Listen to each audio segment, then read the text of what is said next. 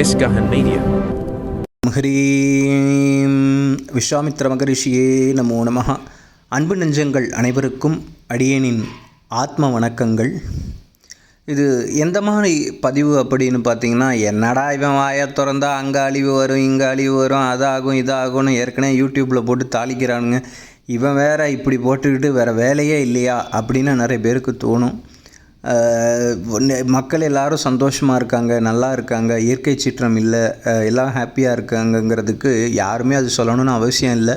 அது ஒரு நல்ல நிகழ்வு, அது மகிழ்ச்சியான தருணம், அது சொல்லணும்னு அவசியம் இல்லை. அவங்கவுங்க ஹாப்பியாக இருந்துட்டு போயிடுவாங்க.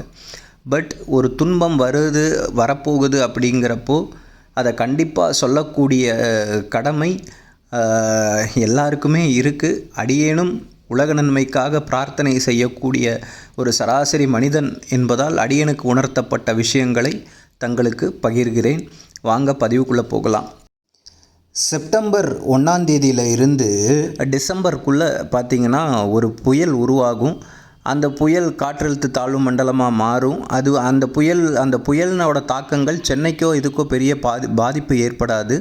அந்த புயல்னால் என்ன ஆகும் அப்படின்னு பார்த்திங்கன்னா, ஈரோடு, திருப்பூர், கோயமுத்தூர், பவானி, சத்தியமங்கலம், அதுக்கப்புறம் உடுமலைப்பேட்டை, பழனி, பொள்ளாச்சி, ஒட்டஞ்சத்திரம், மதுரை, திண்டுக்கல், அதுக்கப்புறம் சிவகங்கை, காரைக்குடி, தஞ்சாவூர், கும்பகோணம், வேலூர் மாவட்டங்கள், கிருஷ்ணகிரி, தர்மபுரி, திருச்சி, இந்த மாதிரி இடங்களில் பார்த்திங்கன்னா கனமழை, மிக கனமழை, அபரிமித கனமழை இது பொழியறதுக்கான வாய்ப்புகள். அக்யூரேட்டாக சொல்லணும் அப்படின்னா நம்ம அக்டோபர் டு டிசம்பரில் ஐப்பசி மார்கழியை கூட நம்ம சொல்லலாம். அந்த நேரத்தில் ஒரு கணக்கிட முடியாத அளவுக்கு மழை கொட்டித்திருப்பதற்கான வாய்ப்புகள் இருக்குது.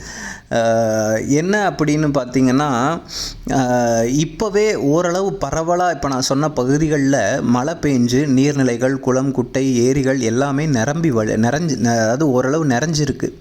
அப்போது அந்த டயத்தில் ஒரு அபரிமித மழை பெய்யும் போது என்ன ஆகும் அப்படின்னு பார்த்திங்கன்னா, எல்லாமே ஓவர்ஃப்ளோ ஆரம்பிக்கும், நிரம்பி வழிய ஆரம்பிக்கும். அப்போது அந்த நிரம்பி வழிய ஆரம்பிக்கும் போது என்ன பண்ணுவோம் பார்த்திங்கன்னா, கிராமப்புறங்களாக இருக்கலாம், இல்லை சிட்டிக்குள்ளே தண்ணி வீடுகளுக்குள்ளெல்லாம் 5 அடி 6 அடி இந்த மாதிரி தண்ணிகளெல்லாம் வர ஆரம்பிக்கும். அப்போது என்னன்னு பார்த்திங்கன்னா, நமக்கு நிறைய பிரச்சனைகள், உயிர் சேதங்கள் பெருசாக இல்லாட்டினாலும் பொருட்சேதங்கள் அதிக அளவில் ஏற்படுவதற்கான வாய்ப்புகள் நமக்கு அதிகமாக இருக்குது. மலைப்பிரதேசங்களில் இருக்காங்க, மண்ணரிப்பு ஏற்படுனா வேறு வழியில் அந்த இடத்த நம்ம விட்டுட்டு காலி பண்ணிவிட்டு வந்தால் தான் உயிர் தப்பிக்க முடியும்.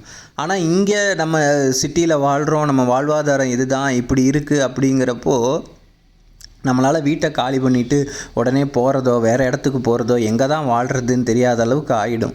அப்போது புத்திசாலித்தனமாக நம்ம என்ன பண்ணணும் அப்படின்னு பார்த்திங்கன்னா, ஒரு நாளைக்கு 24 மணி நேரத்தில் கண்டினியூஸாக நான் சொன்ன தினங்களில் மாதங்களில் மழை பெய்யுது, ஒரு நாள் ஃபுல்லாக மழை பெஞ்சிட்ருக்குன்னா அப்போவே முன்னெச்சரிக்கையாக ப்ரிவென்ஷனாக என்ன பண்ணுறீங்க, டாக்குமெண்ட்ஸாக இருக்கட்டும், உங்களுடைய பொருட்கள், எலக்ட்ரானிக் சாதனங்கள் எல்லாம் எவ்வளோ சேஃப்டி படுத்தணுமோ சேஃப்டி படுத்தி வச்சிடணும்.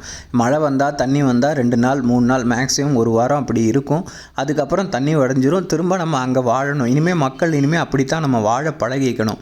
அதனால் உங்கள் வீட்டில் சுற்றி இருக்கக்கூடிய வடிகால்கள் எல்லாம், அதாவது உங்கள் வீட்டுக்குள்ளே தண்ணி வந்தால் அது வெளியில் போகிறதுக்கான வடிகால்கள் சுத்தமாக இருக்கா, மழைநீர் சேமிப்பு தொட்டி இதெல்லாம் கரெக்டாக இருக்கா, எல்லாத்தையுமே செக் பண்ணி பார்த்து வச்சுக்கோங்க. ப்ரிவென்ஷனாக இருங்க. இது பார்த்திங்கன்னா ஒரு கண்டிப்பாக 90% இந்த பெரும் வெள்ளம் வருவதற்கான வாய்ப்புகளை இறைவன் அடியனுக்கு உணர்த்துறான். அதை நான் உங்களுக்கு இந்த பதிவை கொடுத்துருக்கேன். மற்றபடி சொல்லணும் அப்படின்னா, இனிமேல் வரக்கூடிய இயற்கை சீற்றங்களை மனிதன் எதிர்கொண்டு தான் வாழணும். அதனால் நமக்கு கொஞ்சம் முன்னாடியே வருதுன்னா கொஞ்சம் ப்ரிவென்ஷனாக இருக்க முடியும் அப்படிங்கிறதுக்காக இந்த பதிவை அடியேன் கொடுக்குறேன். சிவோகம்.